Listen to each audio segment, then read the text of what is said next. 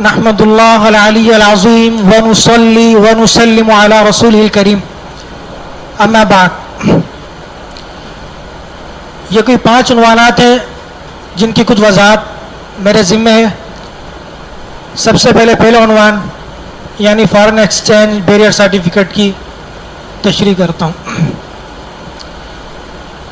اس کا خلاصہ اور اس کا لب لباب یہ ہے کہ جو لوگ پاکستان سے باہر ملازمت کرتے ہیں وہ اگر زر مبادلہ پاکستان میں لانا چاہیں، وہ اگر اپنے ملک میں زر مبادلہ لانا چاہیں تو حکومت کی طرف سے یہ قانون ہے، یہ پابندی ہے کہ وہ اسٹیٹ بینک میں زر مبادلہ جمع کروائیں گے.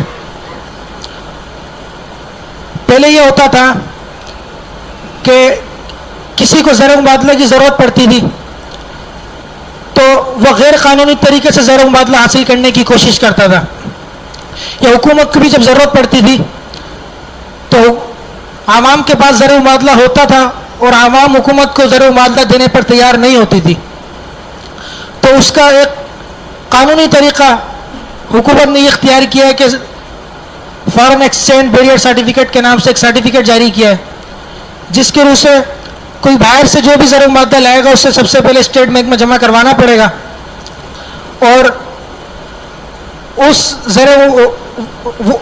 بینک اس کے بدلے پاکستانی روپے کی ایک رسید جاری کرے گا، ایک وثیقہ جاری کرے گا.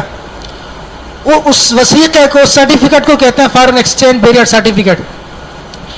انگلش میں اس کا شارٹ فارم ہے FEBC. تو جو شخص یہ سرٹیفکیٹ جاری کرتا ہے حکومت اس کو 3 طریقے کے فائدے دیتی ہے. پہلا فائدہ اس کا یہ ہے کہ اس سرٹیفکیٹ کا حامل جب چاہے کسی بھی ملک کی کرنسی تبادلے کے دن کی قیمت کے اعتبار سے وصول کر سکتا ہے. اس کا دوسرا فائدہ یہ ہے کہ حکومت اس سرٹیفکیٹ پر 1 سال گزرنے کے بعد 12.5% نفع دیتی ہے. اور اس کا تیسرا فائدہ یہ ہے کہ اس سرٹیفکیٹ کا حامل جب چاہے جتنی قیمت پہ چاہے اسٹاک ایکسچینج میں جا کے اس کی فروخت کر سکتا ہے. اب اس سرٹیفکیٹ کی فقہی حیثیت کیا ہے؟ اس کی فقہی حیثیت یہ ہے کہ گویا کہ حکومت نے باہر سے آنے والا زر مبادلہ پاکستانی روپے کے عوض خرید لیا ہے، اور پاکستانی روپے نقد دینے کے بجائے، فوراً دینے کے بجائے وہ اپنے ذمہ دین بنا لیا ہے، وہ اپنے ذمہ قرض بنا لیا، اور اس قرض کے وثیقے کے طور پر ایک سرٹیفکیٹ جاری کیا ہے. اس سرٹیفکیٹ کو کہتے ہیں فارن ایکسچینج بیریئر سرٹیفکیٹ. تو اس قرض کے اوپر نفع کمانا، حکومت سے 12.5% سود حاصل کرنا، یہ سود ہے، ناجائز اور حرام ہے. اس کا 1 روپیہ حرام ہے، کسی صورت جائز نہیں ہے. البتہ ایک صورت ہے جس میں اس سود سے کسی درجے میں انتفاع حاصل کیا جا سکتا ہے. وہ صورت یہ ہے کہ حکومت جب زر مبادلہ خریدتی ہے تو حکومت بازاری قیمت کے اعتبار سے زر مبادلہ نہیں خریدتی، بلکہ بازار میں جو قیمت ہے حکومت جبراً اس سے کم قیمت میں زر مبادلہ خریدتی ہے. تو بازاری نرخ اور حکومت کے نرخ کے درمیان جو فرق ہے، تو یہ شخص اس فرق کے بقدر اس سود کی اس رقم سے رقم وصول کر سکتا ہے.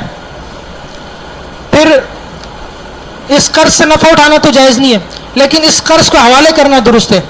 یعنی اس قرض کو اگر سرٹیفکیٹ ہولڈر اسی قیمت پہ چاہے تو اسٹاک ایکسچینج میں جا کے بیچ سکتا ہے، اور اگر اسی قیمت میں نہ بیچے بلکہ اس سے زائد قیمت میں بیچے تو یہ بیچنا جائز نہیں ہے. اب یہ ہے کہ اگر کوئی یہ سرٹیفکیٹ نفع حاصل کرنے کی نیت سے خریدتا ہے تو یہ تو ناجائز اور حرام ہے.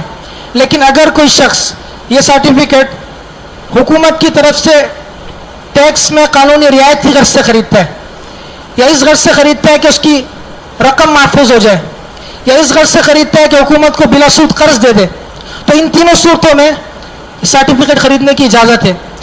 لیکن اس کے ساتھ بھی یہ شرط ہے کہ اگر حکومت اس پہ نفع دینے کی پیشکش کرے تو اس کی پیشکش کو کسی صورت قبول نہیں کیا جائے گا. اگر پھر بھی حکومت نفع دے دے تو اس نفع کو بلا نیت ثواب مستحق زکوٰۃ کو صدقہ کر دے. یہ ہے کہ یہ سرٹیفکیٹ جب بندہ حاصل کر لے تو اس کو اب چاہے حکومت کو بیچے یا چاہے اسٹاک ایکسچینج میں بیچے، کسی کو بھی بیچے، تو بازاری شرح مبادلہ کے اعتبار سے یہ فروخت کیا جائے گا. جو بازار میں اس کی قیمت چل رہی ہے اس کے اوپر اضافہ لینا یہ جائز نہیں ہے، یہ سود ہے. اب اس حوالے سے ایک اشتباہ یہ ہوتا ہے کہ یہ جو سرٹیفکیٹ ہے یہ غیر ملکی زر مبادلے کی رسید ہے.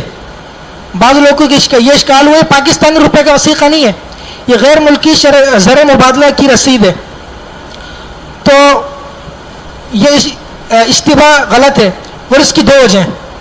اس کی پہلی وجہ یہ ہے کہ اس سرٹیفکیٹ کے اوپر صراحتاً یہ لکھا ہوا ہوتا ہے کہ پاکستانی روپے کی رسید اور پاکستانی روپے کا درجہ ہے اس کا.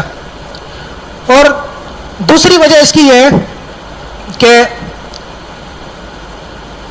جب یہ سرٹیفکیٹ حاصل کیا جاتا ہے تو جس زر مبادلہ کا عوض حاصل کیا جا سکتا ہے، تو اگر اسے بیچا جائے تو تبادلے کے دن غیر ملکی زر مبادلہ کے مطابق ہی اسے بیچا جا سکتا ہے.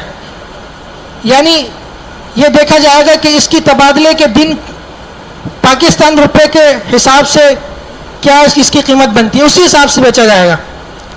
تو اس سے بھی یہ ثابت ہوتا ہے کہ یہ غیر ملکی زر مبادلے کی رسید نہیں ہے بلکہ پاکستانی روپے کی رسید ہے. تو یہ عنوان تو مکمل ہوا.